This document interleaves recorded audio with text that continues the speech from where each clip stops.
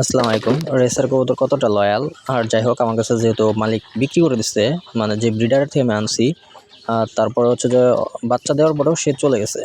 তো পুরো ভিডিওটাতে সেটাই দেখবেন। সেটা তখন তার দেখি নাই যে পাখাটা নাকি খেয়াল করি নাই, তার মাত্র ফোন দিছে তো অনেক খেয়াল করছি, তাহলে ওইটাই হাতে সম্ভবত গেছে।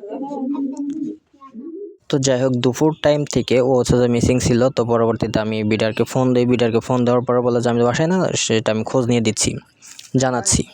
তো যাই হোক পরবর্তীতে আমি তার সাথে যোগাযোগ করার পরবর্তীতে সে আমাকে সন্ধ্যার দিকে জানায় যে হ্যাঁ তার কবুতর বাসায় চলে গেছে। তো রেসার আসলে হচ্ছে যে এতটাই লয়াল, যদি ও কোনোভাবে ছাড়া পায় আর যদি ও সেই ফ্লাই করার মতো এনার্জি থাকে, তো সে হচ্ছে সেকেন্ড মালিকের বাসায় কখনোই থাকবে না। সে ফার্স্ট মালিকের বাসায় যেভাবে হোক চলে যাবেই, উড়ে হোক হেঁটে হোক, যদি ওকে বাজে বা হচ্ছে কোনোভাবে অ্যাটাক না হয়, কারোর হাতে যদি না পড়ে। তো যাই হোক আলহামদুলিল্লাহ আমি সুস্থভাবে ফিরে পেয়েছি।